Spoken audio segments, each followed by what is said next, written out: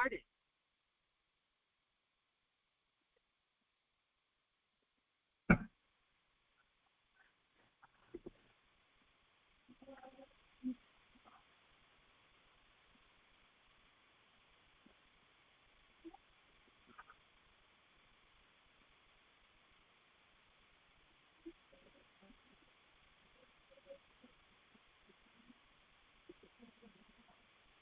नमो लोये सौहरिहन्ताणं नमो लोये सौहृदानं नमो लोये सौभागिर्यानं नमो लोये सौज्यायानं नमो लोये सौत्रिकावती सावनं ओंकारमिन्दु संयुक्त नित्यं जयन्ति योगिनः कामदमोक्षदं च ओंकाराय नमो नमः मङ्गलं भगवान् विष्णु मङ्गलं गौतमोऽग्नि मङ्गलं कुन्कुण्डारि विजेन्द्रमोसुमङ्गलं नमः समयसाराय स्वानुभूत्या चकास्ते स्वभावाय भवाय सर्वाः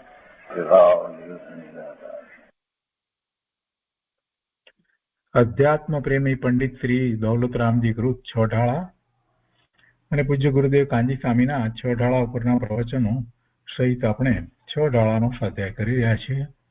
છોટાળાના સ્વાધ્યાયમાં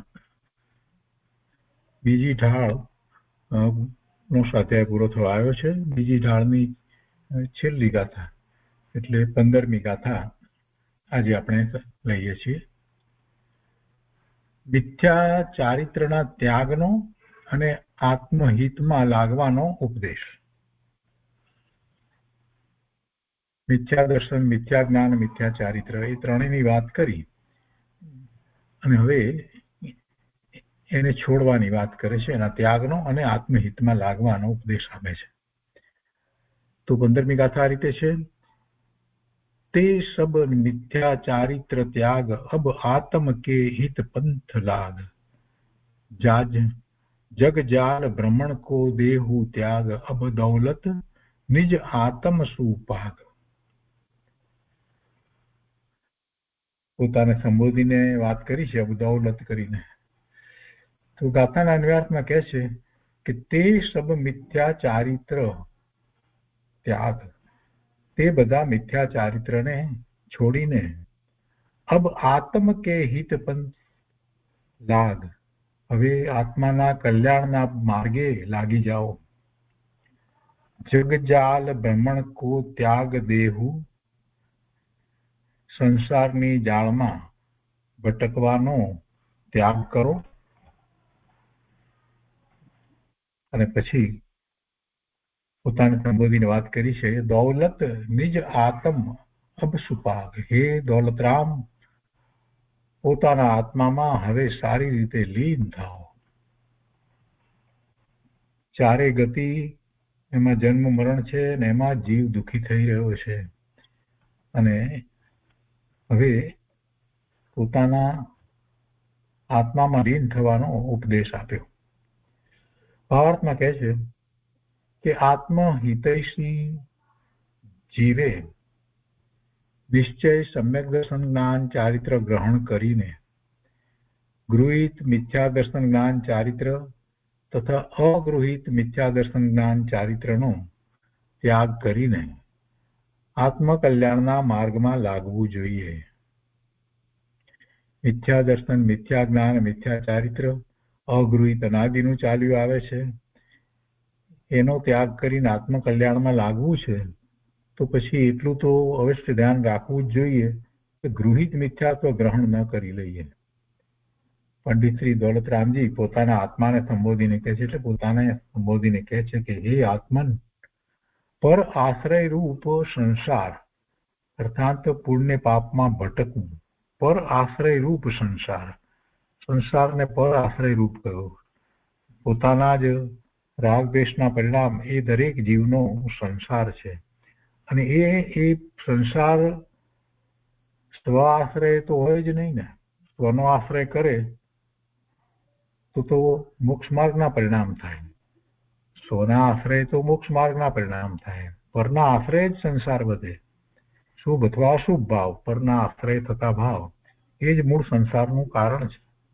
એટલે કે છે કે પર આશ્રય રૂપ સંસાર અર્થાત પુણ્ય પાપમાં ભટકવું છોડી દઈને સાવધાનીથી આત્મ સ્વરૂપમાં લીન થા. અને પછી તો બ્રહ્મચારી હરિભાઈ જઈને બીજી ઢાળનો સારાંશ વિસ્તારપૂર્વક આપ્યો છે, તે આપણે પછીથી લઈશું. આજે પૂજ્ય ગુરુદેવ કાંજી સ્વામીએ આ 15મી ગાથા ઉપર જે વિસ્તાર કર્યો છે તે આપણે લઈએ.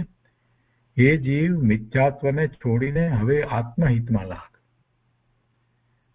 મિથ્યાત્વ છોડવાની વાત છે.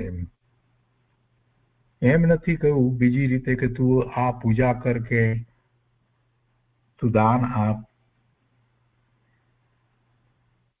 કે તું બાહ્યમાં એવી રીતે ચારિત્ર લઈ લે અથવા તો ઉપવાસ આદિ કર કે એવી કોઈ વાત ન લીધી. અને કહ્યું શું કે મિથ્યાત્વને છોડી દે. અગૃહિત મિથ્યાત્વ જે અનાદિથી ચાલ્યું આવે છે એને છોડ. અને એ છોડવાનો જે પ્રયત્ન પુરુષાર્થ કરે છે તો એમાં તું ક્યાંક ઊંધી માન્યતાને પકડી લે છે, એટલે કે ગૃહિત મિથ્યાત્વ નો પ્રસંગ આવી જાય છે. તો એનાથી તું બચીને, એટલે કે જે સત્ય જે છે તે પરમ સત્ય તો જીનેશ્વર ભગવાનની વાણીમાં જ આવ્યું છે ને, તો એનો સ્વીકાર કરી અને એમાં જે માર્ગ બતાવ્યો છે એ પ્રમાણે આગળ વધીશ તો જ મિથ્યાત્વ જશે, અગૃહિત મિથ્યાત્વ જશે. કે છે કે ઘણા કાળ સુધી, પૂજ્ય ગુરુદેવ કહે છે, ઘણા કાળ સુધી મિથ્યા ભાવોને લીધે તું સંસારમાં દુઃખી થયો, પણ હે ભાઈ, હવે તે દુઃખથી છૂટવા માટે આત્મહિતનો માર્ગ સંતોએ તને બતાવ્યો. માટે મિથ્યા ભાવોને રોમે રોમથી છોડી દે અને હિત પંથમાં આત્માને જોડ. એમ આ 15મી ગાથામાં પંડિતજી કહે છે. જીવને 4 ગતિના સર્વ દુઃખોનું કારણ જે મિથ્યા દર્શન એટલે મિથ્યા શ્રદ્ધા, મિથ્યા જ્ઞાન, મિથ્યા ચારિત્ર, તે બતાવીને શ્રી ગુરુ કહે છે કે હે જીવ, આ જે રીતે સમજાવવામાં આવ્યું અગાઉ ગાથાઓમાં, કોને કઈ રીતે મિથ્યા દર્શન, મિથ્યા જ્ઞાન અને મિથ્યા ચારિત્ર, એ પણ ગૃહિત અગૃહિત બધી વાત કરવામાં આવી, એ બધું તું સમજ્યો છો. તો હવે એ જીવ આવા એ દુઃખદાયક મિથ્યા દર્શન, જ્ઞાન, ચારિત્રને તું છોડ. સમજ્યા પછીની વાત છે ને, અગાઉ પહેલા એ ગાથાની અંદર એ વાત સમજાવી દીધી. અને એ સમજાવવા પાછળનું કારણ પણ એ જ હતું કે છોડવા માટે સમજાવી કે આ રીતે તને મિથ્યાત્વનો પ્રસંગ આવે છે, એટલે એ છોડવા માટે સમજાવી. અને સમ્યક દર્શન આદિ પ્રગટ કરીને આત્મહિતના પંથમાં લાગ. અનાદિથી મિથ્યાત્વ આદિ ભાવોને સેવીને જીવ દુઃખી થયો, 4 ગતિમાં રખડ્યો, કેટલાય પ્રકારે ભવના ભ્રમણ કર્યા. તો કે છે કે હવે તો આત્માના હિતનો ઉપાય કરો. આ અનંત કાળ વીતી ગયો, અનાદિથી જ્યારથી છે ત્યારથી જ તું મિથ્યાત્વ સહિત હતો, તો હવે તો એ મિથ્યાત્વને છોડ. મિથ્યાત્વ છોડવાની કેમ વાત કરે છે? આત્મહિત માટે મિથ્યાત્વ છોડવાની કેમ વાત કરી? કેમ કે જ્યાં સુધી મિથ્યાત્વ જાય નહીં ત્યાં સુધી મોક્ષ માર્ગની શરૂઆત જ થતી નથી. સૌથી પહેલીથી જો ધર્મની શરૂઆત કરવી હોય તો એને શાસ્ત્રના અભ્યાસ દ્વારા પોતાના સ્વરૂપને અને પોતાના જ્ઞાન સ્વભાવને સમજી અને પોતે ક્યાં કઈ રીતે ભૂલ કરી ગયો છે એ ભૂલને સુધારવાનો પહેલો સ્વવિકલ્પ દશામાં પ્રયત્ન કરે. એટલે કે ખોટી શ્રદ્ધા જે છે એ શ્રદ્ધાને છોડે. ભગવાનના જ્ઞાનમાં જે વાત આવી છે એ જ વાત આચાર્ય ભગવાને આપણને આપી છે. તો એ વાતનો સ્વીકાર કરી અને જે પોતાની માન્યતાઓ જે છે એને પહેલા તો સ્વવિકલ્પ દશામાં એ છોડે કે આ નહીં, આવી રીતે વસ્તુ સ્વરૂપ નથી, આત્માનું સ્વરૂપ આવું નથી, ધર્મનું સ્વરૂપ આ રીતે નથી. હું અનાદિથી જે રીતે જીવતો આવ્યો છું, માનતો આવ્યો છું, એને કારણે તો આ ભવના ભ્રમણ થઈ ગયા છે. તો સાચું શું છે એ શાસ્ત્ર અભ્યાસ દ્વારા સમજવું તો પડશે જ. સમજ્યા વગર આમ ઓઘે કયા કરશે, એ પૂજા કર્યા કરે અને નમસ્કાર કરે ને એ બધું કર્યા કરે, જાપ કરે, બધું કર્યા કરે, પણ ભાઈ એ તો અનંતવાર અનંત કાળમાં કર્યું છે. અરે દીક્ષા પણ લીધી છે, ભગવાનના સમસરણમાં પણ આ જીવ જઈ આવ્યો છે, પણ તોય કઈ થયું નહીં. એનો અર્થ એ છે કે મોટી ભૂલ રહી ગઈ. અને મોટી ભૂલ જે છે તે આચાર્ય ભગવાને બતાવી. અને એ જ પંડિતજી છે પણ અહીંયા એ જ વાત લીધી છે કે મિથ્યાત્વ છોડવું જોઈએ. મિથ્યાત્વને છોડ્યા વિના આગળ કંઈ થતું જ નથી. ત્યાંથી જ ધર્મની શરૂઆત થાય છે. સમ્યક્ત્વ પ્રગટ કરે ત્યાંથી ધર્મની શરૂઆત થાય છે. બાકી બધું જે કંઈ છે તે બધું ફોફા છે. જીવને ચાર ગતિના સર્વ દુઃખનું કારણ જે મિથ્યા દર્શન, મિથ્યા જ્ઞાન, મિથ્યા ચારિત્ર તે બતાવીને શ્રી ગુરુ કહે છે કે હે જીવ, આવા દુઃખદાયક મિથ્યા દર્શન, જ્ઞાન, ચારિત્રને તું છોડ. છોડ એટલે તારે જ છોડવું પડે. કોઈ તને છોડાવે એવી કોઈ વાત જ નથી. કોઈ તારા મિથ્યાત્વને છોડાવી શકે એવું વસ્તુ સ્વરૂપ નથી. સાક્ષાત તીર્થંકર ભગવાન કેવળી પરમાત્મા એમ તારા મિથ્યાત્વને છોડાવી શકે નહીં, તું છોડ એમ કે છે. અને સમ્યક દર્શન આદિ પ્રગટ કરીને આત્મહિતના પંથમાં લાગ. એ જ આત્માના હિતનો પંથ છે.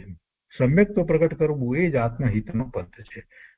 શાસ્ત્રનો અભ્યાસ આપણે કરીએ છીએ તો પણ એ માટે જ કરીએ છીએ. બાહ્યમાં કોઈક પ્રકારે આપણે ચારિત્ર વગેરે પાળીએ છીએ કે બાહ્યમાં તપ વગેરે કરીએ છીએ તો એનું મૂળ કારણ એ જ છે કે આપણે સમ્યક દર્શન પ્રગટ કરવું છે તો એમાં અનુકૂળતા રહે, સરળતા રહે એટલા માટે કરીએ છીએ.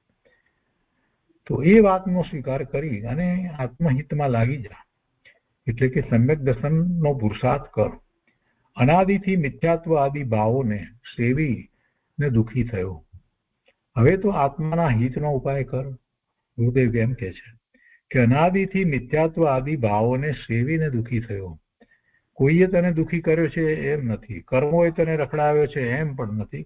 કર્મોમાં રહ્યા એ જળ છે, તને ક્યાંથી રખડાવે. એ જ પોતે વધારે સમય ટકતા નથી. એનો સ્થિતિબંધ પૂરો થતા એ આપોઆપ ખરી જાય છે. તો એ તને શું કરવાના હતા?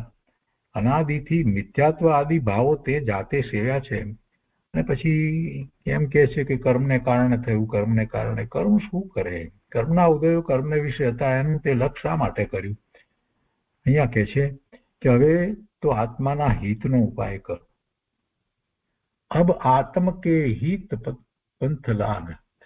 આ જગતની જાળમાં ભટકવાનું છોડી દે અને ચૈતન્ય દોલતથી ભરપૂર એવા નિજ આત્મામાં લીન થાય. ચૈતન્યની દોલત. ગુરુદેવે જો દોલત શબ્દ પ્રયોગ એમાં ગાથામાં કર્યો છે ને તેનો શ્લેષ કરીને એમ કહ્યું કે ચૈતન્ય રૂપી તને લક્ષ્મી, ચૈતન્ય રૂપી દોલત પ્રાપ્ત થઈ છે તો ચૈતન્ય દોલતથી ભરપૂર એવા નિજ આત્મામાં લીન થાય.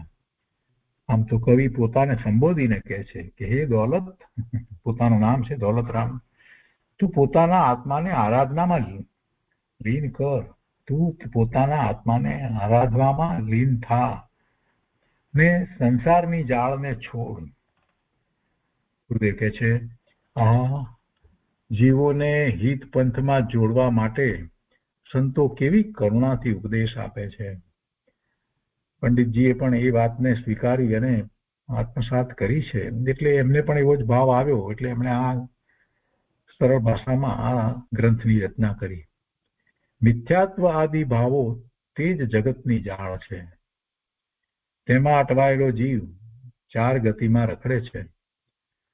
84 લાખ યોનિમાં જન્મ મરણ કરે છે ને દુઃખી થાય છે. તો તેને દુઃખથી છોડાવવા અને સુખ પ્રાપ્ત કરાવવા માટે આ વિતરાગ વિજ્ઞાનનો ઉપદેશ શ્રી ગુરુ આપે છે. તાતઈ દુઃખહારી સુખકાર કહઈ શીખ ગુરુ કરુણાધાર. તાહી સુનો ભવી મન થીર આન જો ચાહો અપનો કલ્યાણ. પોતાનું કલ્યાણ ચાહતા હો તો આમ કરો. જે સુખ કર છે તે પોતાનું સ્વરૂપ છે. ભાઈ, તારા કલ્યાણને માટે તું ઉપદેશ અંગીકાર કર. આત્મહિતના અભિલાષી મુમુક્ષુ જીવો, આત્મહિતના અભિલાષી, આત્માના હિતની જેને ઈચ્છા છે, અભિલાષા છે, જે એને ઈચ્છે છે એવા મુમુક્ષુ જીવો ગૃહિત અગૃહિત મિથ્યા દર્શન, મિથ્યા જ્ઞાન, મિથ્યા ચારિત્રને છોડીને અને શુદ્ધ સમ્યક દર્શન, જ્ઞાન, ચારિત્ર અંગીકાર કરીને આત્મ કલ્યાણના માર્ગમાં લાગો. પર આશ્રય ભાવરૂપ આ સંસારમાં ભટકવાનું છોડો. પરનું લક્ષ્ય કરવું એટલે પર આશ્રય થયો. એ પછી ગમે તે હોય એ બધું પર જ કહેવાય. પરના લક્ષ્ય સંસાર પરિત થાય નહીં, પરના લક્ષ્ય સંસાર ઘટે નહીં. સાક્ષાત તીર્થંકર પરમાત્માનું લક્ષ્ય કરવાથી પણ સંસાર પરિત ન થાય, પરંતુ સાક્ષાત તીર્થંકર ભગવાનની વાણીમાં જે રીતે માર્ગ બતાવ્યો છે એ માર્ગે ચાલવાથી સંસાર પરિત થાય. ભગવાનનું લક્ષ્ય કરી અને જય ભગવાન એમ ઉઠબેઠથી કેટલી વાર નમસ્કાર કરીએ તો શુભ ભાવને કારણે પુણ્યનો બંધ થાય, અને એ પુણ્ય મિથ્યાત્વ સહિતનું પુણ્ય કેટલો વખત ટકવાનું છે? વધુમાં વધુ એક ભાવ. પછી શું થવાનું છે? એના ફળ આવી ગયા પછી શું થવાનું? પછી તારી પાસે ક્યાં છે મૂડી? પુણ્યની મૂડી પૂરી થઈ જાય છે. દરેક ભાવમાં આવું થતું આવે છે, જીવ સમજતો નથી. આપણે પોતાની જાતનો વિચાર કરીએ તો કે અમુક કાળ આપણો એવો હતો કે એમાં આપણને ખૂબ બધા પુણ્યનો ઉદય હતો, બધા માન આપતા હતા, આમ તેમ લક્ષ્મી આવતી જતી હતી, બધું ઘણું બધું ચાલતું હતું. પછી એ અમુક પીરિયડ પૂરો થયો, પછી હવે એ નથી આવતી, લક્ષ્મી આવતી નથી, ને કોઈ એટલા બધા કોઈ પહેલા જેમ માન આપતા હતા ને કરતા હતા ને એવું બધું રહેતું નથી. એવું થાય છે, કોઈને થોડો વધારે વખત ચાલે, કોઈને કોઈ ઓછો વખત ચાલે, પણ છેવટે તો એ પુણ્યના ઉદયો છે. એ બધા પુણ્યના ઉદયો પૂરા થાય ને, કેમ કે એ પુણ્યની પ્રકૃતિ, કર્મની પ્રકૃતિ જે છે એને સ્થિતિબંધ હોય છે. તો સ્થિતિબંધ હોય તો એ સ્થિતિ જેટલા સમયની હોય એટલા સમયે જ એ ઉદયો આવે, અને આ ઉદયો વખતે જીવને ભાન નથી પડતું કે આ તો કર્મના ઉદયો છે, પુણ્ય પ્રકૃતિના ઉદયો છે, અને એમાં એ અભિમાન કરે છે, રાજા પાઠમાં આવી જાય છે એમ, અને વિચાર જ કરતો નથી, અને હસી કાઢે છે આ ધર્મની વાતને. તો આપણે કહેવા જઈએ તો હસી કાઢે કે આ તો બધી વાતો છે. બધું આવું કહેવા વાળા ઘણા લોકો છે, કેમ કે અત્યારે પુણ્યનો ઉદય એવો વર્તે છે કે જેથી એને લક્ષ્મી, અધિકાર અને બીજું ઘણું બધું પ્રાપ્ત થયું છે, પ્રતિષ્ઠા વગેરે બધું પ્રાપ્ત થયું, એટલે એને સૂચતું જ નથી. એને અનુકૂળતાઓ બીજી શરીરની બીજી બધી રીતની ચારે બાજુ નહીં, એટલે એને સૂચતું જ નથી. પણ અહીંયા કહે છે કે એ બધું જે છે તે પુણ્યના ઉદય રૂપ છે. એ પુણ્યના ઉદય રૂપ છે, અને એનો તો અંત આવવાનો જ છે. આ ભાવમાં કદાચ બહુ ચાલે તો છેવટ સુધી ચાલે, આ જન્મમાં મરણ સુધી એ ચાલે, પણ એથી કરીને એનો અર્થ એવો નથી થતો કે આવતા જન્મમાં એ બધું જ મળવાનું છે. કેમ કે પુણ્યને ભોગવીએ છીએ તો પુણ્ય કઈ પાપ વગર તો ભોગવાતું નથી. પુણ્યને ભોગવવું એ જ પાપનો ભાવ છે. તો પછી બાંધ્યું શું? પુણ્ય ખર્ચી અને પાપ નવું બાંધ્યું. એટલે હવે આવતા ભાવમાં તૈયારી જ રાખવાની કે પ્રતિકૂળતાઓનો પાર નહીં હોય. એટલી પ્રતિકૂળતાઓ, એવી ગતિ, એવું બધું થશે, સમજવાની વાત છે. અને આવું તો અનંતકાળમાં ચાલ્યા કર્યું છે. ક્યારેક જ એવા સારા ભાવ મળ્યા છે, પુણ્યના ઉદયો હોય, બધું હોય, અનુકૂળતા હોય. બાકી મોટા ભાગેના જે ભાવ આપણે કર્યા હોય એ જો આપણને યાદ આવે તો ખબર પડે કે આપણે કેટલી વિટંબણાઓમાંથી, કેટલા દુઃખમાંથી પસાર થયા છીએ. બધું કારણ મૂળ શું? તો કે આત્માના સ્વરૂપને જાણ્યું નહીં, સ્વરૂપનું લક્ષ્ય કર્યું નહીં, અને પરનો આશ્રય કરી, પર આશ્રય ભાવરૂપ આ સંસાર છે તો એનો આશ્રય કરી અને જીવન જીવ્યા. કે પર આશ્રય ભાવરૂપ આ સંસારમાં ભટકવાનું છોડો, મિથ્યાત્વ આદિ ભાવોનું સેવન છોડો, સાવધાન થઈ અને આત્માને રત્નત્રય ધર્મની આરાધનામાં જોડો. ગુરુદેવ કહે છે કે કુંકુંદાચાર્ય ભગવાન નિયમસારમાં કહે છે કે મિથ્યાત્વ આદિક ભાવને ચિરકાળ ભાવ્યા છે જીવે. ચિરકાળ ભાવ્યા છે, કેટલો લાંબો કાળ ભાવ્યા છે. મિથ્યાત્વ આદિક ભાવને ચિરકાળ ભાવ્યા છે જીવે, સમ્યક્ત્વ આદિક ભાવ રે ભાવ્યા નથી પૂર્વે જીવે. એક ભાવ્યા હોત તો અત્યારે એ અહીંયા હોત નહીં. અહીંયા કે છે, આ 90મી ગાથા લીધી છે નિયમસારની, કે રે જીવ, હવે એવા મિથ્યાત્વ આદિ દુઃખદાયી ભાવોને છોડ અને આત્માના કલ્યાણના માર્ગમાં લાગી જા. અરે હું તો દેહથી અને રાગથી ભિન્ન આનંદ સ્વરૂપ છું, એમ શ્રદ્ધા, જ્ઞાન અને અનુભવ કર. અને એમ અનુભવ થશે એવી શ્રદ્ધા કર, એવું જ્ઞાન કર, આત્માને સમજ, એવો સ્વીકાર કર, અને પછી પ્રયોગ કરીશ તેવો અનુભવ થશે. હું તો દેહથી અને રાગથી એટલે શુભ ભાવથી ભિન્ન જ્ઞાન આનંદ સ્વરૂપ છું. જો ને સવારે કેવી પારિણામિક ભાવની વાત આવી. આ પારિણામિક ભાવ ત્રિકાળ છે અને એ પારિણામિક ભાવમાં ન રાગ છે ન દ્વેષ છે. એની અંદર તો બંધ પણ નથી, આશ્રવ પણ નથી, સંવર પણ નથી, મોક્ષ પણ નથી. એવો પારિણામિક ભાવ કે જેનું લક્ષ્ય કરતા પરિણામ નિર્મળ જ થાય. વસ્તુ પોતાની પાસે પડી છે, ક્યાંય દૂર જવાની જરૂર નથી. પુરુષાર્થ માટે ક્યાં જવાનું છે? પોતે જ ભગવાન આત્મા પરમ પારિણામિક ભાવે રહ્યો છે, એને સેવવાનો છે. બીજું શું કરવાનું છે? બીજું પુરુષાર્થમાં શું કરવાનું છે? માથા ઉપર કઈ તગારા ઉપાડીને માટી નાખવા જવાનું છે, ખોદકામ કરવાનું છે? શું તકલીફ કરવાની? શું તકલીફ ક્યાં છે? ભગવાન આત્માનું લક્ષ્ય કરવાનું છે. પોતે ત્રિકાળ જ્ઞાન આનંદ સ્વરૂપ પરમ પારિણામિક ભાવે રહ્યો છે. એ જ કારણ પરમાત્મા છે. એ જ કારણ પરમાત્મા છે કે જેને અનુસરીને એવું કાર્ય, રત્નત્રયનું કાર્ય પ્રગટ થાય છે. એ જ્ઞાન આનંદ સ્વરૂપ છે. એ હું છું. એ હું જે કે છે એ કેવો છે એનું આ જીવે ક્યારેય વિચાર કરી અને લક્ષ્ય કર્યું નથી. હું તો દેહથી અને રાગથી ભિન્ન જ્ઞાન આનંદ સ્વરૂપ છું, પરમ પારિણામિક ભાવ છું.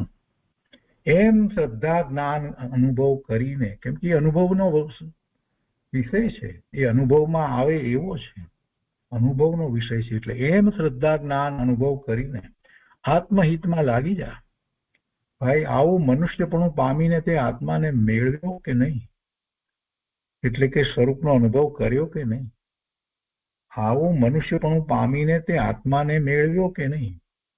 તારા આત્માનો ઉદય તે કર્યો કે નહીં? એટલે આત્માની અનુભૂતિ કરી કે નહીં?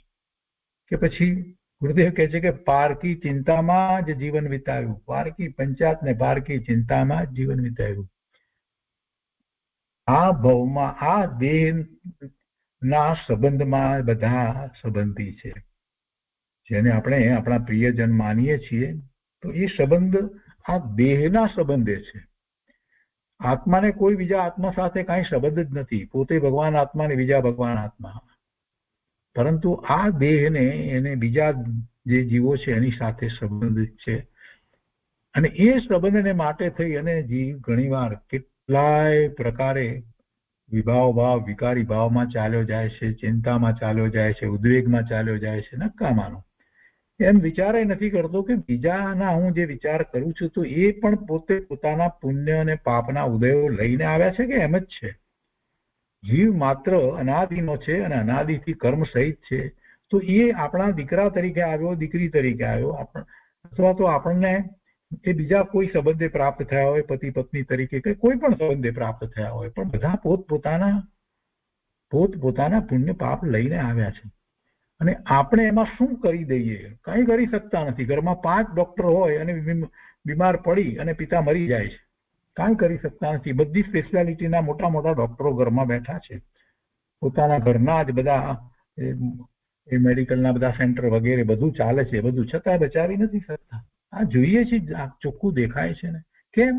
પેલાનું જેટલું પુણ્ય હતું, આયુષ્ય હતું, જે પ્રમાણે હતું એ પ્રમાણે એને પ્રાપ્ત થયું અને હવે એ પૂરું થયું.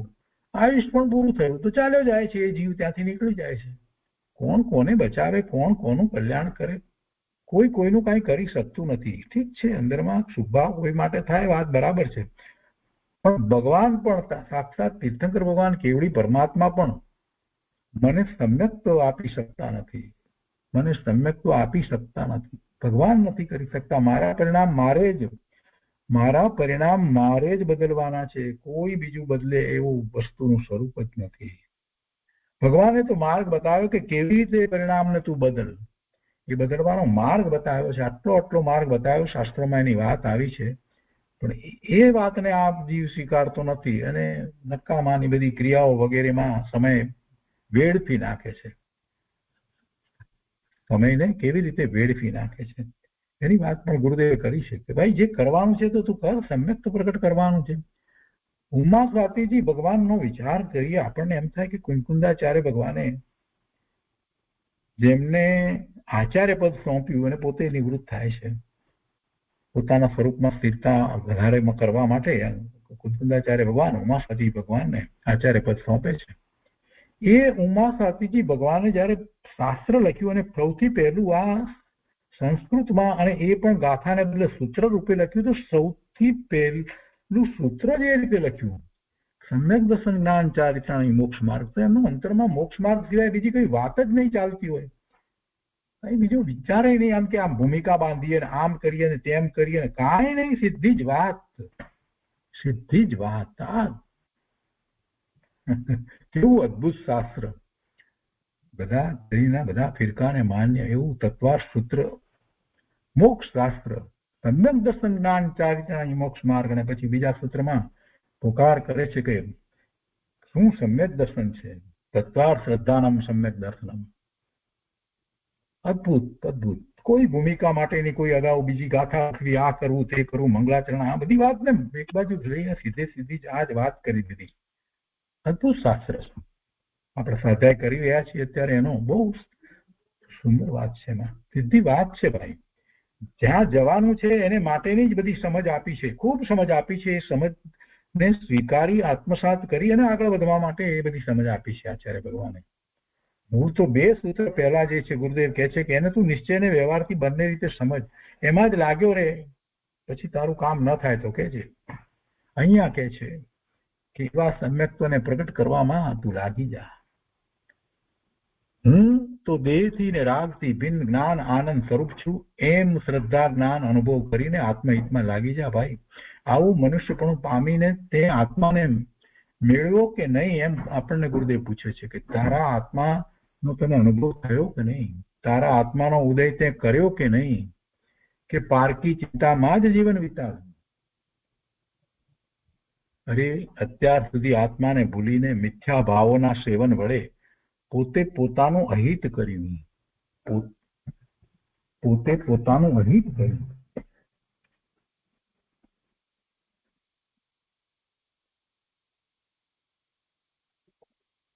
બીજું કાંઈ કર્યું નથી.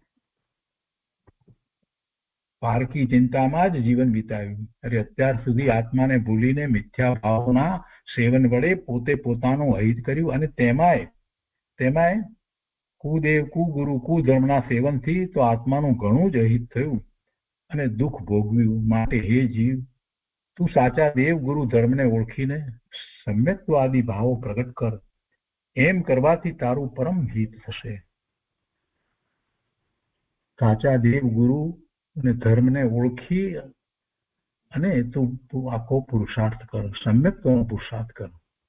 હૃદય કહે છે કે ઘણા જીવો તો એવા છે કે ભગવાને કહેલા વિતરાગ વિજ્ઞાનને તો ઓળખતા નથી અને મૂંઢતાને લીધે એમ સમજે છે કે અમે કંઈક તત્વજ્ઞાન કરીએ છીએ, પણ ઉલટું કુગુરુઓના નિમિત્તથી વિપરીત વિચારમાં જ શક્તિ ગુમાવીને મિથ્યાત્વને પુષ્ટ કરે છે, મિથ્યાત્વને પુષ્ટ કરે છે. કુગુરુઓના નિમિત્તથી વિપરીત વિચારમાં, વિપરીત માન્યતામાં જ પોતાની શક્તિ ગુમાવી રહ્યા છે, સમય પણ વેડફી રહ્યા છે અને આ અમૂલ્ય જીવન એમને એમ ચાલી જાય છે અને મિથ્યાત્વનું ઉલટું વધારે પોષણ કરી રહ્યા છે. તો એવા જીવોને તો સમ્યક દર્શન વગેરેની પ્રાપ્તિનો અવકાશ જ નથી. એને તો સમ્યક દર્શન વગેરેની પ્રાપ્તિનો અવકાશ જ નથી. હવે કદાચિત થોડીક વિવેક બુદ્ધિ પ્રગટ કરે અને કુદેવ કુગુરુ કુધર્મ પાસેથી છૂટી અને સાચા વિતરાગી દેવ ગુરુ ધર્મ પાસે આવે તો ત્યાં પણ તે દેવ ગુરુ શુદ્ધ આત્માના અનુભવનો જે નિશ્ચય ઉપદેશ આપે છે તેને તો તે ઓળખતો નથી. સાચા દેવ ગુરુ શુદ્ધ આત્માના અનુભવનો જે નિશ્ચય ઉપદેશ આપે છે તેને તો તે ઓળખતો નથી, સ્વીકારતો નથી, એના ઉપર ચિંતન કરતો નથી અને માત્ર વ્યવહાર શ્રદ્ધા કરીને ખરેખર અતત્વ શ્રદ્ધાળુ જ રહે છે. ખરેખર અતત્વ શ્રદ્ધાળુ જ રહે છે, તત્વ શ્રદ્ધાળુ થતો નથી. તત્વની શ્રદ્ધા થાય તો સમ્યક દર્શન થઈ જાય, તત્વ શ્રદ્ધાનામ સમ્યક દર્શનમ, પણ એ અતત્વનો શ્રદ્ધાળુ રહે છે. જો કે તેને મિથ્યાત્વ આદિની મંદતા થઈ છે તે અપેક્ષાએ દુઃખ પણ મંદ છે, પણ સમ્યક દર્શન વિના કાંઈ પાર આવે એવું નથી. ગુરુદેવ કહે છે કે સમ્યક દર્શન વડે આત્માના આનંદનો અનુભવ થયા વગર દુઃખ કદી મળે નહીં. મંદ તીવ્ર થયા કરે પણ તેનો અભાવ ન થાય. દુઃખ મંદ તીવ્ર થયા કરે પણ એનો અભાવ ન થાય. માટે સમ્યક દર્શન જ્ઞાન ચારિત્ર સિવાય જીવ બીજા જે ઉપાય કરે તે બધા જુઠ્ઠા છે. સાચો ઉપાય શું છે કે વિતરાગ વિજ્ઞાન, પરમાત્માની વાણીમાંથી જ જેની ઉત્પત્તિ થઈ છે એવું વિતરાગ વિજ્ઞાન, 12 અંગ ને 14 પૂર્વનું જ્ઞાન, કેટલું જ્ઞાન, અગાધ જ્ઞાન, એનો તો કઈ વિચાર જ નથી કરતો કે આ આચાર્ય ભગવાનોએ એમાંથી જે શાસ્ત્રો, આટલા બધા શાસ્ત્રોની રચના કરી તો કોને માટે કરી? આચાર્યોએ કઈ પોતાને માટે નથી કરી ને. આચાર્યોને તો કઈ એવી ખેવનાય હતી નહીં કે પોતાની પ્રસિદ્ધિ થાય. કેટલી બધી જગ્યાએ તો એમણે પોતાના નામ નથી લખ્યા. શાસ્ત્રની રચના કરી, તાડપત્ર ઉપર મૂકી અને ચાલ્યા ગયા. એમને તો એમ ન હતું, જંગલમાં રહેતા હતા અને રચના કરી, એમ પણ ન હતું કે કોઈ આ બધી જે તાડપત્ર ઉપર મેં જે લખાણ કર્યા છે, આ રચના કરી છે, કોઈ લઈ જાય અને એની કોપી કરાવ્યા હતા, એવો કોઈ ભાવ ન હતો. બસ વિકલ્પ આવ્યો, રચના થઈ ગઈ, મૂકી દીધા ત્યાં અને એ તો ચાલ્યા ગયા.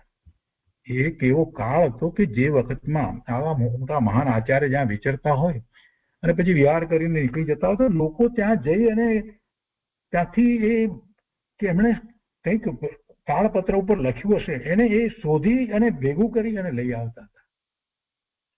બધાને ખબર હતી કે આવા મોટા આચાર્ય છે તો જરૂરથી કાંઈક એમણે રચના કરી હશે. એ લઈને જાય નહીં, એ વિહાર કરીને ત્યાંથી નીકળી જાય પોતાની ધૂનમાં. એમને કાંઈ પડી નથી.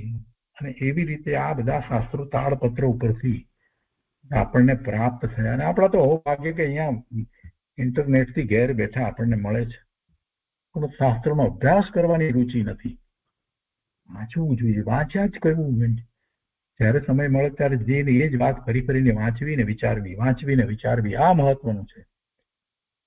અને એને સ્વીકારવી, સૌથી મહત્વનું જો કાંઈ હોય તો એને સ્વીકાર્યા વિના તો કાંઈ થવાનું નથી. વિદ્વતા એ ધર્મનું કારણ નથી. ગમે તેટલી વિદ્વતા હોય એ તો ક્ષયોક્ષમ છે. આપણે જાણીએ છીએ ને, આજે જ વાત હતી કે જ્ઞાનાવરણીય, દર્શનાવરણીય અને અંતરાય કર્મી પ્રકૃતિના તો ક્ષયોક્ષમ હોય જ છે. કોઈને વધારે ઓછો હોય એવો જ્ઞાનનો ક્ષયોક્ષમ તો એથી કરીને કાંઈ એને ધર્મ થઈ જાય છે એમ નથી. એ ધર્મના ભાવ નથી. અભયને પણ હોય, પણ એનો સ્વીકાર થવો જોઈએ. વસ્તુ સ્વરૂપ જેવું છે એવું સ્વીકારી અને ભગવાનની વાણીમાં જેમ આવ્યું છે એમ તત્વનો સ્વીકાર કરી અને અનુભૂતિનો પુરુષાર્થ કરવાનો છે. ગુરુદેવ કહે છે ખરે જીવને પોતાને પ્રત્યક્ષ જે દુઃખ વેદાઈ રહ્યું છે તે પોતાનું દુઃખ પણ જેને ન ભાષે, પોતાને જે પ્રત્યક્ષ દુઃખ વેદાઈ રહ્યું છે તે પોતાનું દુઃખ પણ જેને ન ભાષે તો બીજા તેને કઈ રીતે બતાવશે? પોતાના પરિણામ જોવા જેટલી ધીરજ અને વિશુદ્ધતા હોવી જોઈએ. પોતાના પરિણામને એને તપાસવા જોઈએ કે કેવા પોતાના પરિણામ થઈ રહ્યા છે. ચિંતાના પરિણામ કરે છે તો ત્યારેય દુઃખી છે, અને એ પરિણામને કારણે પાપના બંધ પડે છે તો એના ફળ ઉદય આવશે તો એની સાથે જોડાઈને ફરીથી દુઃખી થશે, ફરીથી એવા જ કર્મ બાંધશે. કહે છે ભાઈ જરા તારા પરિણામને તપાસ, ભાઈ જરા ધીરો થઈને અંતરમાં વિચાર કે શાસ્ત્રો જે દુઃખોનું વર્ણન કરે છે એવું દુઃખ તારામાં વેદાય છે કે નહીં. અત્યારે ના વેદાયું હોય, નરકના દુઃખ અત્યારે મનુષ્યની વરિયામાં ન હોય તો એથી શું થઈ ગયું? આકુરતા બીજા અનેક પ્રકારના દુઃખો તો છે ને અત્યારે. તારા દુઃખને અને દુઃખના કારણોને જાણ અને તેનાથી છૂટવા આ મનુષ્ય જીવનને ધર્મ સાધનમાં લગાવો તો તને મોક્ષ સુખ મળશે. મોક્ષ સુખ મનુષ્યપણામાં જ સાધી શકાય છે. મુક્તિ મનુષ્યપણામાં જ થાય છે. પણ જો મોક્ષ સાધનને બદલે વિષયોમાં જ મનુષ્યપણું ગુમાવી દઈશ, વિષય વાસનામાં જ મનુષ્યપણું ગુમાવી દઈશ તો તું પછતાઈશ. પછી આવો અવસર વારે વારે મળતો નથી. અરે શ્રી ગુરુ વારંવાર સમજાવે છે પણ જીવ સમ્યક પરિણમન કરતો નથી. અંદર ઊંડો વિચાર જ કરતો નથી કે મારા પરિણામ કેવા થઈ રહ્યા છે, આ પરિણામનું શું ફળ મને પ્રાપ્ત થવાનું છે, મારું ભવિષ્ય કેવું હશે, કાંઈ વિચાર જ કરતો નથી. ભાઈ પોતાના હિતને માટે, નિજ હિત કેમ થાય તેની તું વિચારણા કર. મોક્ષ માર્ગ પ્રકાશકમાં પંડિત ટોડરમલજી કહે છે કે ભલું થવા યોગ્ય હોવાથી જીવને એવો વિચાર આવે છે કે હું કોણ છું, ક્યાંથી આવી અને અહીં જન્મ ધર્યો છે, હું પૂર્વ ભાવમાં ક્યાં હતો, એના પહેલાના ભાવમાં ક્યાં હતો, અને આ ભાવમાં હું આવી રીતે આવ્યો અને મને આ જીનવાણી મળી તો કાંઈક મેં એવું પુણ્ય વગેરે કર્યું હશે, અહીંયા જન્મ્યો, મનુષ્ય થયો અને જીનવાણી મને પ્રાપ્ત થઈ. બહુ મોટી વાત છે. જીનવાણી પ્રાપ્ત થવી એ બહુ મોટી વાત છે. અને એ પ્રાપ્ત થઈ છે છતાં પણ હું મારા પરિણામને જોતો નથી અને ગમે તેમ બેફામ વર્તન કર્યા જ કરું છું, ભોગ ભોગવવામાંથી ઊંચો આવતો જ નથી અને એક પ્રકારે બીજાઓની પંચાયત વગેરેમાં જ રસ લઉં છું. તો પછી હવે અહીંથી આ ભાવ પૂરો કરીને હું ક્યાં જઈશ? કે છે કે મરીને ક્યાં જઈશ? ક્યાંથી આવ્યો અને હવે ક્યાં જઈશ? બે વાતનો વિચાર કરવાનો છે. કેમ મને આ બધું મળ્યું એનો વિચાર કરવાનો છે. આ બધું મળ્યું મફતમાં, મસ્તું એમને એમ નથી મળ્યું. કાંઈક પુણ્ય હતા, એવા પુણ્યાનુબંધી પુણ્ય હતા એટલે જીનવાણી મળી છે. અને હવે જો આગળ નહીં વધે તો એવી જીનવાણી પ્રાપ્ત થાય ને ન પણ થાય. તો અત્યારે મળી છે ત્યારે જ એનો ઉપયોગ કર ને. ફરીથી ભવિષ્યમાં જીનવાણી મેળવવાની એ બધી વાતને ચિંતા છોડ ને. અત્યારે મળી છે આ તો ઉત્કૃષ્ટ સમય છે, એને વેડફી નહીં નાખ ને. કહે છે કે ક્યાંથી આવી અહીં જન્મ ધર્યો, મરીને ક્યાં જઈશ, મારું સ્વરૂપ શું છે, આ ચારિત્ર કેવું બની રહ્યું છે, મને જે આ ભાવો થાય છે તેનું ફળ શું આવશે, તથા આ જીવ દુઃખી થઈ રહ્યો છે તો એ દુઃખ દૂર થવાનો ઉપાય શું છે, દુઃખનું મૂળ કારણ શું છે કે જેને હું દૂર કરું. આટલી વાતનો જેને નિર્ણય થાય છે એ કાંઈક ધર્મ તરફ વળે છે. એટલે આટલી વાતનો નિર્ણય કરી અને જેથી પોતાનું હિત થાય તે જ કરવું. અને એ હિત પોતાની મતિ કલ્પનાએ નહીં, પણ જે રાજમાર્ગે અનંત જ્ઞાનીઓ થયા, અનંત સિદ્ધ થયા, એ જ માર્ગે ચાલીને કરવું. આમ વિચારપૂર્વક તે જીવ ઉદ્યમવંત થાય છે. અતિ પ્રીતિપૂર્વક શ્રવણ કરીને ગુરુએ કહેલા વસ્તુ સ્વરૂપને પોતાના અંતરમાં વારંવાર વિચારે છે અને સત્ય સ્વરૂપનો નિશ્ચય કરીને તેમાં ઉદ્યમી થાય છે. અને આ રીતે વિતરાગ વિજ્ઞાન વડે પોતાનું કલ્યાણ સાધે છે. પ્રીતિપૂર્વક શ્રવણ કરે છે તો પ્રીતિ ગુરુ પ્રત્યે, પ્રીતિ કોના પ્રત્યે? પ્રીતિ જે છે એ તો રાગ થયો. પ્રીતિ કોના પ્રત્યે છે? પ્રીતિ તો એને પોતાના સ્વરૂપ પ્રત્યે પ્રીતિ છે, કે એને રાગ કહેવાતો નથી. પ્રીતિપૂર્વક શ્રવણ કરવું એટલે પોતાના આત્મા પ્રત્યે એને પ્રીતિ છે, માટે આત્માની વાત આવે છે એ એને ગમે છે. અને એવી આત્માની વાત જે કરે છે એમના પ્રત્યે એને ભક્તિભાવ, પૂજ્ય ભાવ પણ થાય છે. એમ ગુરુ પ્રત્યેનો ભાવ હોય છે. પણ પ્રીતિ તો પોતાના આત્માની પ્રીતિ છે. જેને પોતાના આત્માની પ્રીતિ છે એ જ આવો માર્ગ અપનાવી શકે છે. અહીંયા આગળ કહે છે કે જિજ્ઞાસુ જીવોના કલ્યાણ માટે વિતરાગ વિજ્ઞાનનો આ ઉપદેશ છે. તેમાં દુઃખના કારણરૂપ મિથ્યાત્વ આદિનું સ્વરૂપ ઓળખાવીને તેનો નિષેધ કર્યો છે. તો એની પાછળનું પ્રયોજન શું છે? તો કે તેમાં પ્રયોજન એ છે કે મિથ્યાત્વના પ્રકારોને ઓળખીને પોતામાં કોઈ એવો દોષ હોય તો તે દૂર કરી સમ્યક શ્રદ્ધા પ્રગટ કરવી. એટલા માટે આપણે મિથ્યાત્વનો પહેલા વિચાર કર્યો. પણ કોઈ અન્યના એવા દોષ જોઈ કસાય ન કરવું. કોઈને એવા દોષ હોય મિથ્યાત્વના તો એ જોઈને આપણે કઈ કસાય એના પ્રત્યે કરવાની જરૂર નથી, એનો તિરસ્કાર કરવાની જરૂર નથી. જો કોઈનો એ તિરસ્કાર કરવાની જરૂર નથી, આપણે જાણીએ કે એ પાપી છે તોય પણ એનો તિરસ્કાર આપણે કરવાની જરૂર નથી. આપણે એના પ્રત્યે આપણને અનુકંપા થાય કરે આ બધું આ છોડી દે તો સારું, આ પાપના કાર્યો છોડી દે તો સારું. અને કહી શકાતું હોય તો એને બે શબ્દ આમ સમજાવવાના કહીએ, પણ એનો તિરસ્કાર ન કરાય. કોઈ જીવનો તિરસ્કાર ન કરાય. કેમ કે વાલિયો લૂંટારો વાલ્મીકી ઋષિ થઈ શકે છે. તો એ ન્યાયથી વિચાર કરીએ તો કોઈ પણ જીવ બદલાઈ જાય, એના પરિણામો ફરી જાય. શું ન થઈ શકે? એટલે કોઈ અન્ય એવા દોષ જોઈ કસાય ન કરવો. કારણ કે પોતાનું ભલું બુરું તો પોતાના પરિણામોથી જ થાય છે. એટલે પોતાના હિત માટે સર્વ પ્રકારના મિથ્યાભાવ છોડીને સમ્યક દ્રષ્ટિ થવું યોગ્ય છે. મિથ્યાત્વ તે સંસારનું મૂળ કારણ છે. રાગ દ્વેષ શુભાશુભ પરિણામ તે પણ દુઃખ છે, અને એ થાય છે એ પણ મિથ્યાત્વને કારણે થાય છે. એ મિથ્યાત્વનું પોષણ પાછા કરે છે, અને તે પણ સંસારનું કારણ છે.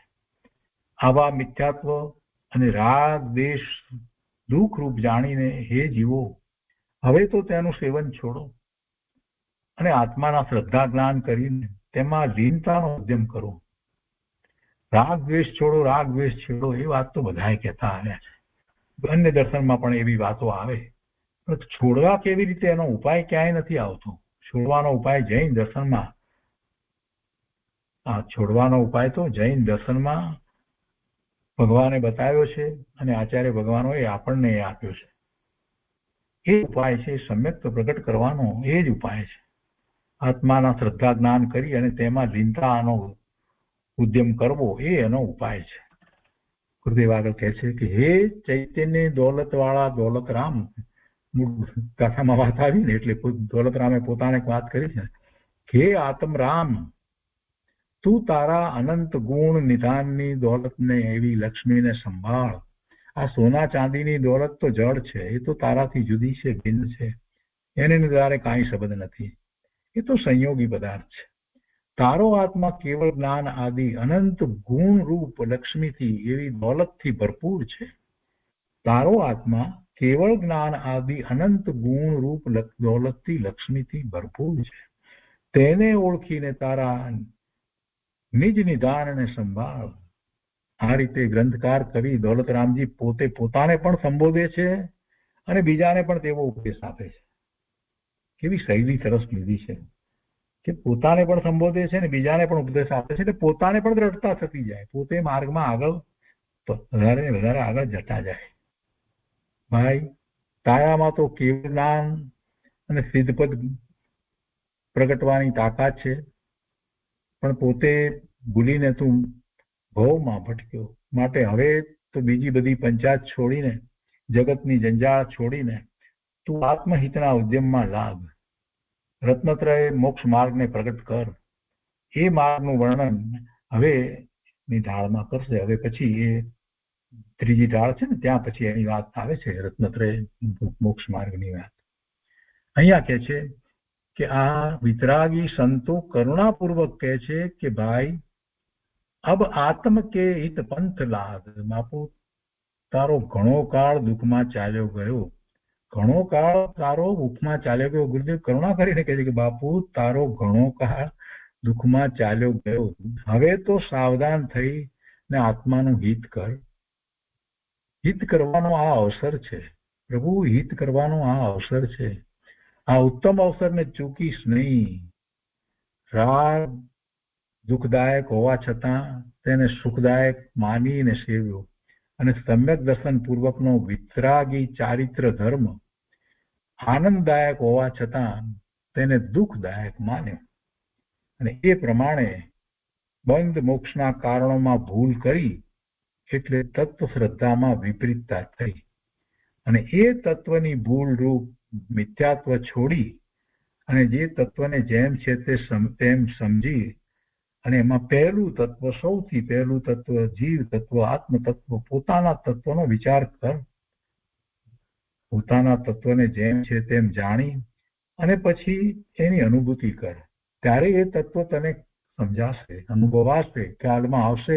એટલે બાકીના બીજા બધા તત્વોની પણ યથાર્થ શ્રદ્ધા થશે. એટલે એમ યથાર્થ તત્વ ઓળખીને સમ્યક દર્શન પ્રગટ કરીને અંતરમાં મોક્ષ માર્ગ પ્રગટ કરવો, તે માટે હે આત્મા, તું સાવધાન થા. આગળ કહે છે કે સાચા જૈન વિતરાગ માર્ગ સિવાય બીજા માર્ગને માનવો તે તો ગૃહિત મિથ્યાત્વ છે. તેમાં તીવ્ર ઊંધાઈ છે, અને જૈન માર્ગમાં આવીને પણ જો પોતે અંતરમાં સર્વજ્ઞ દેવે કહેલા નવ તત્વોનો નિર્ણય કરીને આત્માનો અનુભવ ન કરે તો સમ્યક દર્શન થતું નથી, એટલે કે અનાદિનું મિથ્યાત્વ ટળતું નથી. તેથી આ અધિકારમાં 7 તત્વોની શ્રદ્ધામાં જીવની ભૂલ બતાવીને તે ભૂલને છોડવાનો ઉપદેશ આપ્યો છે. સમ્યક દર્શન જ્ઞાન ચારિત્ર આનંદદાયક છે, સુખદાયક છે, એ રત્નત્રયના પરિણામ છે, ત્યાંથી ધર્મની શરૂઆત થાય છે. અને મિથ્યા દર્શન જ્ઞાન ચારિત્ર મહા દુઃખદાયક છે, એ ભવના ભ્રમણના કારણ છે. માટે એ બંનેને બરાબર ઓળખીને શું સમ્યક્ત્વ છે, શું મિથ્યાત્વ છે, એને બરાબર ઓળખીને સમ્યક દર્શન જ્ઞાન ચારિત્રને ગ્રહણ કરો અને મિથ્યા દર્શન જ્ઞાન ચારિત્રને છોડો. જ્ઞાનીઓ કરુણાથી ઉપદેશ કરે છે કે ભાઈ હે ભવ્ય, હવે સંસારમાં જે દુઃખો બતાવ્યા તથા તેના કારણરૂપ મિથ્યાત્વ આદિ ભાવો બતાવ્યા, તેનો અનુભવ તને થાય છે કે નહીં? અગાઉની ગાથામાં પહેલી ઢાળમાં એ બધા આવ્યા ને, ચારે ગતિના દુઃખના વર્ણનો આવ્યા ને, કેટલા બધા વર્ણન આવ્યા. તો કે છે કે તેનો અનુભવ તને થાય છે કે નહીં, અથવા તો તું બીજાઓને જુએ છે કે નહીં, તો એના ઉપરથી પણ તને ખ્યાલ આવે કે કેવા દુઃખો છે. તું જે ઉપાયો અત્યાર સુધી કરતો હતો તેનું જૂઠાપણું દર્શાવી, કેમ કે ઉપાયો તારા ખોટા હતા, તો તે ઉપાયો, તારા જે ઉપાયો હતા એ ખોટા હતા, તે તેમ જ છે કે નહીં? હવે તને લાગે છે ને કે તારા કરેલા ઉપાયો સાચા ન હતા? તથા સમ્યક દર્શન આદિ વડે સિદ્ધ અવસ્થા પ્રાપ્ત થતા પરમ સુખ થાય એ વાત બરાબર છે કે નહીં? આ બધું તું વિચારી જો, ફરી વિચારી જો, વારંવાર વિચાર કર અને સાચો નિર્ણય કર કે મારે શું કરવું જોઈએ. જીવન તો ચાલી જાય છે, સમય કાંઈ કોઈને માટે રોકાતો નથી. ક્યારે નિર્ણય કરીશ અને ક્યારે પછી પુરુષાર્થ કરીશ. ગુરુદેવ કહે છે કે ઉપર કયા પ્રમાણે તને પ્રતીતિ આવતી હોય કે આ ભવના ભ્રમણ દુઃખરૂપ છે, આ ચારે ગતિ દુઃખરૂપ છે, અને એનામાંથી છૂટવાનો માર્ગ એક જ માત્ર માર્ગ જે છે જૈન દર્શનમાં સર્વજ્ઞ પરમાત્માએ જે બતાવ્યો છે તે સમ્યક્તથી શરૂઆત કરીને એ માર્ગ છે. જો એવી તને શ્રદ્ધા થતી હોય, એટલે કહે છે કે એવી તને શ્રદ્ધા થતી હોય, તને પ્રતીતિ એવી આવતી હોય, તો સંસારથી છૂટીને સિદ્ધ પદ પામવાના અમે જે ઉપાય કહીએ છીએ તે કર, વિલંબ ન કર. એ ઉપાય કરવાથી તારું કલ્યાણ જ થશે. મિથ્યાત્વ આદિ સેવતા થયું જીવને દુઃખ, તે છોડી સમ્યક ભજો થાય સાચું સુખ. એવું સમ્યક સેવીએ જગતમાં જે સાર, વિતરાગ વિજ્ઞાનથી થઈએ ભવથી પાર. આ રીતે પંડિત શ્રી દોલતરામજી રચિત 6 ડાળામાં દુઃખના કારણરૂપ મિથ્યા શ્રદ્ધા, મિથ્યા જ્ઞાન, મિથ્યા ચારિત્રનું વર્ણન કર્યું, ગૃહિત મિથ્યાત્વ, અગૃહિત મિથ્યાત્વનું વર્ણન કર્યું, અને એ કરી અને એને છોડવાનો ઉપદેશ એ આપવામાં આવ્યો. અને એ ઉપદેશ દેનાર બીજા અધ્યાયમાં વરના પૂજ્ય ગુરુદેવ કાંજી સ્વામીના અહીંયા પ્રવચનો પૂરા થયા. અને એના પછીથી એક પ્રશ્નોત્તરી અહીંયા આપી છે કે હવે આ વિતરાગ વિજ્ઞાન પ્રશ્નોત્તરી, તો એ પ્રશ્નોત્તરીમાં પ્રશ્ન અને જવાબ એવી રીતે આપવામાં આવે છે. તો એ પ્રશ્ન અને જવાબ બધાએ પોતે જાતે વાંચી લેવા. પહેલા પણ એવા પ્રશ્ન જવાબ હતા, કેમ કે એ પોતાને કેટલો કોઈ પણ પ્રશ્નના ઉત્તર માટે સમય આપવો એ બધાનું પોતપોતાનું હોય, એટલે પોતે જાતે વાંચી લેવા છે. એમાં આપણે આ બધું કર્યું છે એના ઉપરથી જે પણ આપ્યા છે. વિતરાગ વિજ્ઞાનના પહેલા પુસ્તકમાં 6 ડાળાના પ્રથમ અધ્યાયના પ્રવચનોમાંથી પૂર્વન કરીને 200 પ્રશ્નો પહેલા પણ આવ્યા હતા અને તેના ઉત્તર આપવામાં આવ્યા હતા ટૂંકી ભાષામાં અને સુગમ શૈલીમાં. તો આ પ્રશ્ન ઉત્તર સર્વે જિજ્ઞાસુઓને ગમ્યા છે અને 6 ડાળાનો અભ્યાસ કરવામાં વિશેષ ઉપયોગી થાય છે. તો તે જ પ્રમાણે આ બીજા ભાગમાં, એટલે બીજી ઢાળને અંતે પણ બીજા અધ્યયનના દોહનરૂપ 240 જેટલા ઉપરાંત પ્રશ્ન ઉત્તર આપવામાં આવ્યા છે. તો એ જાતે વાંચી લેવા માટે અનુમોદના છે. આજનો સાથે આપણે અહીંયા સુધી રાખીએ છીએ.